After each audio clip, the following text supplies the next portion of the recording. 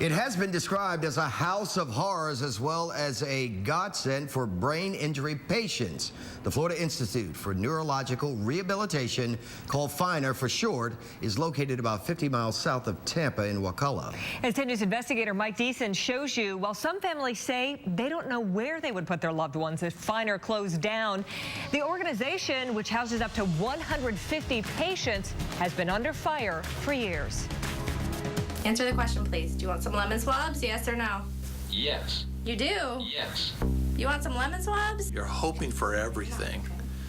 And Just gonna do some massage, okay? FINR has helped us make that hope come true. Barry Bicknell is talking about the progress his 21-year-old brain injury son Casey is making at the Florida Institute for Neurologic Rehabilitation, called FINR.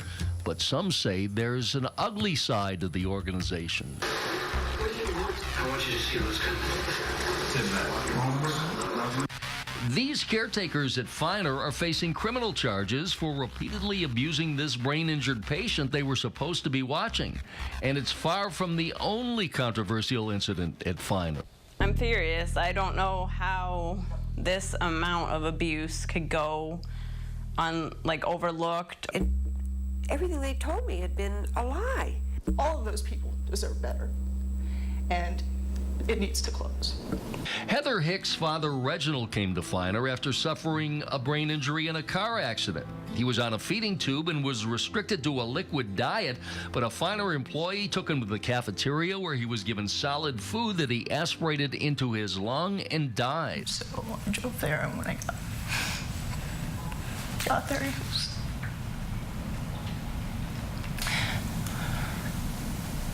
they were doing CPR on him, and he didn't make it. Michael Lear is another patient who didn't make it. Lear died when 4 staff members applied a takedown technique intended to calm down agitated patients. The staff accused the 250-pound former Marine of taking an extra snack cake out of the kitchen. So a struggle ensued, and they took him to the ground and held him there, and he defecated, and he didn't stop, and he urinated, and he didn't stop. And then he stopped breathing, and he didn't stop, and then he died.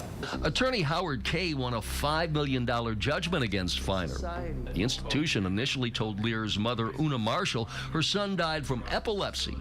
In fact, he was asphyxiated on the floor, and it was ruled a homicide. However, Lear's mother didn't learn the truth until a FINR caseworker told her what really happened. It's just hard to believe something like that happened to your child at a place like that where they were supposed to be taking care of him. FINR, which charges up to $1,850 a day to take care of patients, has been under fire for years. This 2008 report says it found violations of numerous human rights policies.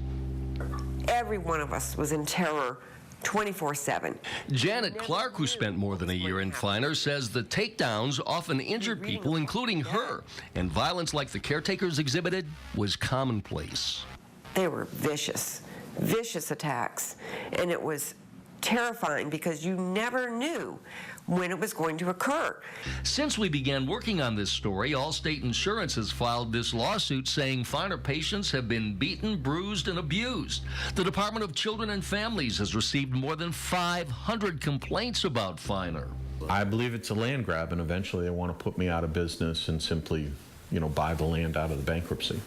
FINR owner Joseph Brennick is adamant that the problems are coming to light because of a mining company that owns property surrounding the facility. Brennick says his land sits on $2 billion worth of phosphate. Regardless of what the phosphate company is doing, are as adamant in their belief that either they or their loved ones were mistreated here. Maybe some of them, their experiences weren't that enjoyable for them. They've moved on and they've gone to other places, and well, hopefully but some of them ended up dying. Their family members ended up dying. Yeah, I can't get into any particular case. And while clearly there are patients and families that are thrilled with the treatment they've received at FINR, critics say that doesn't make up for the allegations by dissatisfied families and patients, as well as the Washington, D.C. report alleging human rights violations and the Allstate Insurance federal suit alleging a pattern of abuse and violence at FINR. I want for this not to happen to anyone else's father. But unless the state steps in, FINR will not only help clients, but also have the potential to injure some of the most vulnerable people who desperately need care. Mike Deason, 10 News. And FINR points out when the staffer who took that undercover video of the patient being abused showed it to the organization, it did check its own video log, found that abuse clip, and then turned it over to authorities. Meanwhile, the Florida Agency for Healthcare Administration says FINR is breaching its license by treating 50 patients who are not brain or spinal cord injured. FINR also says the Allstate lawsuit has no merit.